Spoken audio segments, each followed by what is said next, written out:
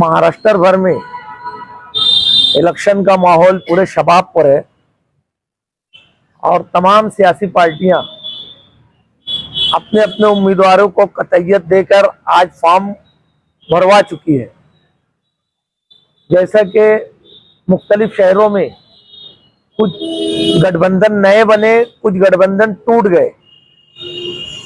वो तमाम गठबंधन अपनी सियासी ताकत बढ़ाने के लिए थी, लेकिन मालेगांव में शेख आसिफ साहब की पार्टी इस्लाम और समाजवादी पार्टी ने जो गठबंधन किया है, एक मकसद लेकर किया है कि शहर में जिस तरीके से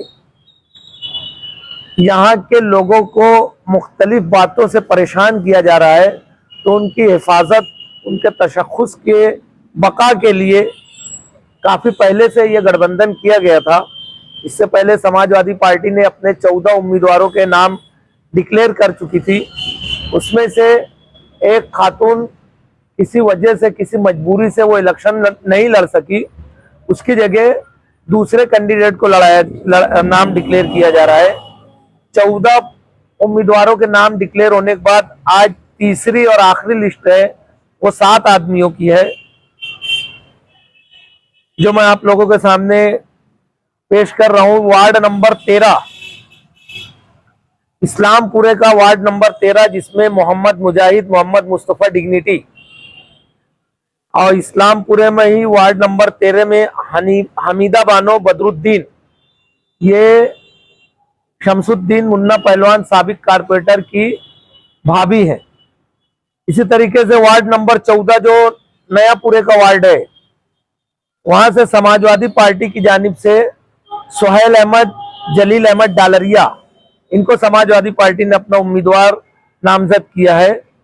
इसी तरीके से वहां खातून उम्मीदवार फातिमा अल्ताफ अहमद, जो अबू शुएब निहाली की वालदा है, इनको वार्ड नंबर 14 से नॉमिनेट किया गया है। वार्ड नंबर 13 और वार्ड नंबर 14 की एक एक सीट इस्लाम पार्टी को दी गई है। इसलिए इससे पहले वार्ड नंबर 13 में अहमद अयूबी सर का ऐलान हो चुका था और वार्ड नंबर 14 में जाहिदा अशफाक का ऐलान हो चुका था। इस तरीके से ये दोनों वार्ड में समाजवादी पार्टी के 3-3 उम्मीदवार रहेंगे और एक एक उम्मीदवार इस्लाम पार्टी के रहेंगे। वार्ड नंबर 19 में साजिदा मंजूर अयूबी, जो साबिक कारपोरेटर है, उनको नामजद किया गया है। और वार्ड नंबर 19 में ही रईस अहमद, मोहम्मद खुर्शीद डोमन, ये वार्ड नंबर 19 इस्लामाबाद का आता है, इनको नामजद किया गया है पार्टी की तरफ से। और रोमैशा कौसर अंसारी महमूद मेंबर की अहलिया है, ये बेटी है रोमैशा कौसर, इनको पार्टी ने वार्ड नंबर 19 इस्लामाबाद से नामजद किया है। वहां से वार्ड नंबर 19 से इससे पहले राहिल हनीफ साहब के नाम का ऐलान किया जा चुका है।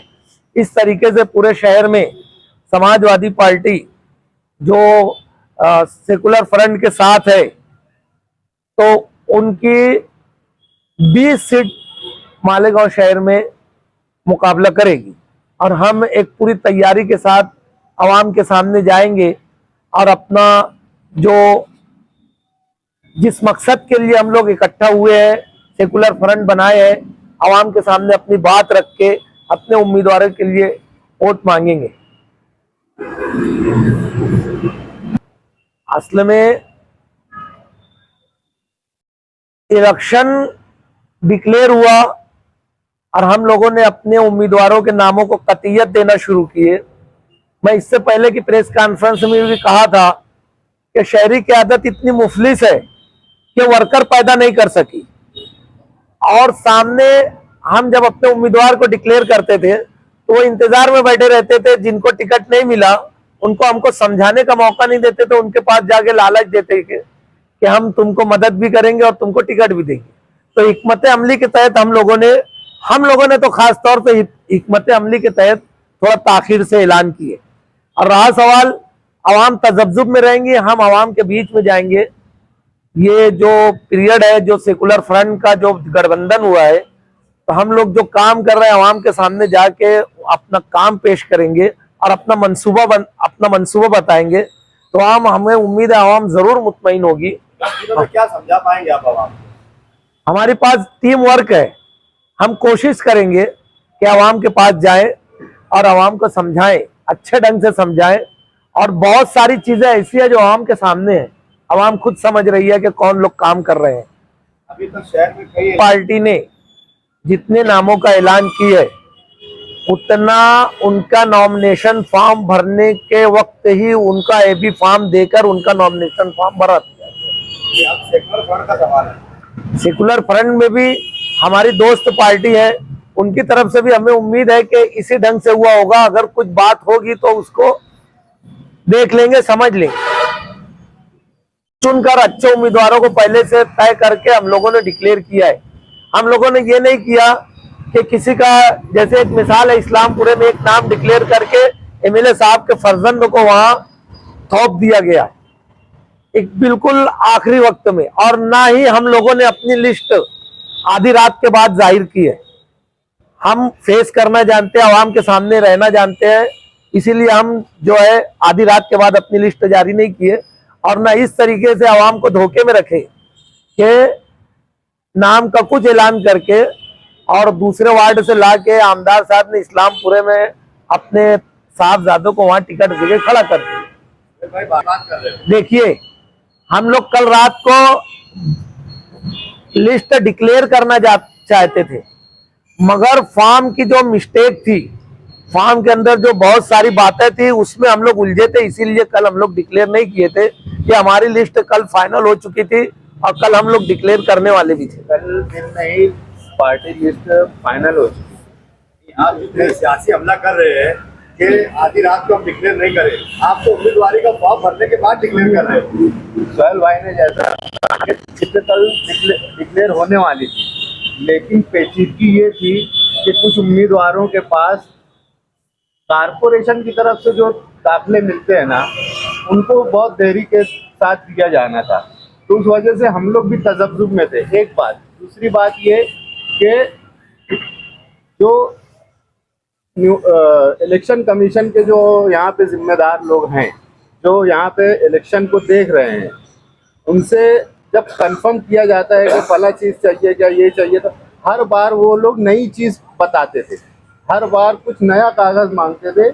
इसकी वजह से बहुत डिफ़िकल्टी और बहुत तकलीफ आई, यहाँ तक कि कुछ लोगों का फॉर्म रात में 4 बजे भरा गया और उसी वजह से लिस्ट नहीं जाहिर की गई थी। और आपका जो पहला, उससे पहले जो सवाल आपने किए थे, बहुत कम वक्त है, कम वक्त इलेक्शन कमीशन ने दिया है। पहली बात तो ये देखिए, आप इलेक्शन कमीशन, आप देखेंगे कि बीजेपी की ये हरकत रही है कि आप 14 से पहले का इलेक्शन जीतिए, कि 14 से पहले जब इलेक्शन होते थे तो कम से कम 40 या 45 दिन की ज़ाब्ता इखलाक, जिसे हम आचार संहिता बोलते हैं, वो नाफिज होता था। 40 से 45 दिन मिलता था, अभी मुश्किल से 30 दिन दिए जाते हैं, चाहे आप किसी भी इलेक्शन को दे दीजिए। ये कारस्तानी जो सरकार में बैठे हैं, जो कमीशन को चला रही है, उनकी है।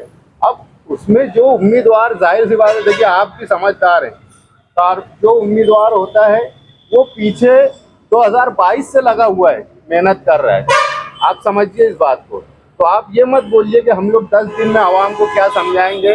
आवाम को जो उम्मीदवार ख्वाहिशमंद थे और उनका टिकट आज फाइनल हुआ, वो आवाम को पिछले 2.5 पौने 3 साल से अब खुद की कारकर्दगी बता रहे हैं और उनकी खिदमत के जो एवज जो वोट लेना चाहते हैं, वो आज मौका आया है।